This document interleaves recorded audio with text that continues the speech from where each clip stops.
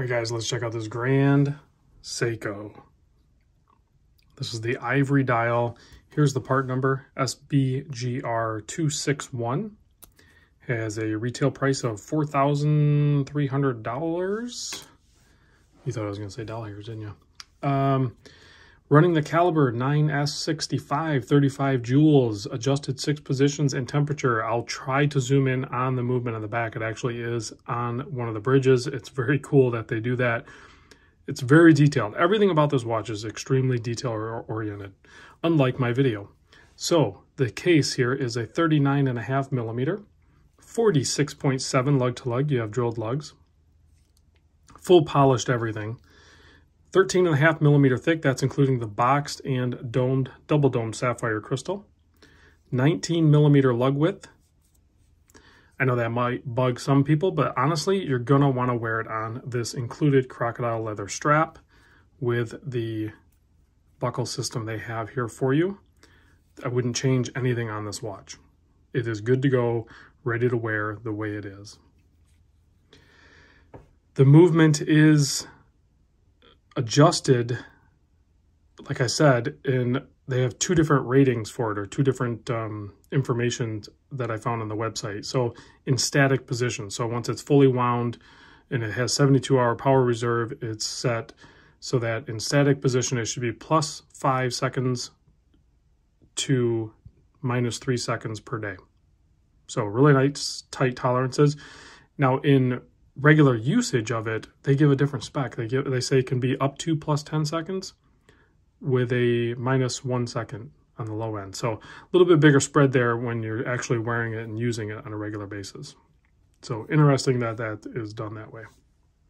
All right, so if we zoom in on this guy, also at the beginning of the video, that I realized people had said, you know, that rice paper there is not just for looks, it's meant to lift the box out. Thank you for that, and I show that at the beginning of the video. The sharpest handset I have ever seen on a watch. I mean, there's no denying that the finishing on a Grand Seiko is just phenomenal. So beautiful, beautiful job on this one. So you can see nicely applied to indices, doubled up at the 12, 3, 6, and 9 with a little bit wider Kit Kat bars up there at the 12 than the other ones.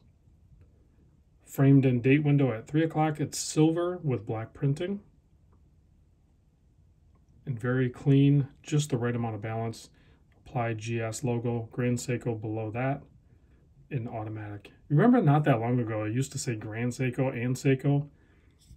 And I know that was controversial whether they kept that or excluded that or whatever. I'm so glad they got rid of it.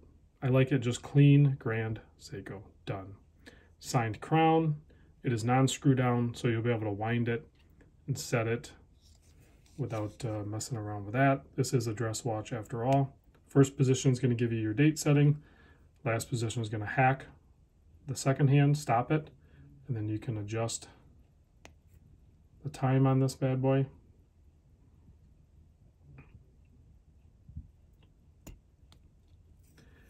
If we take a closer look at the movement, there is what the details I was talking about printed on the bridge or engraved into that bridge.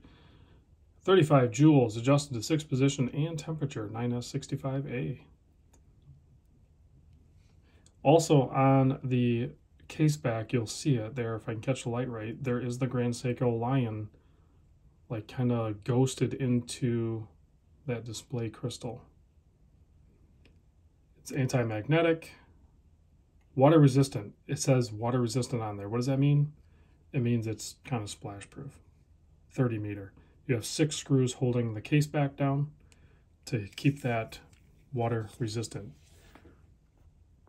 Let's pop this guy on wrist so you can see what it looks like on my 7 1/4 inch wrist. I have been wearing the Oris Bronze Pro Pilot. Loving that watch, by the way. I did wear this Grand Seiko that, oh, in case I didn't mention, I don't think I did.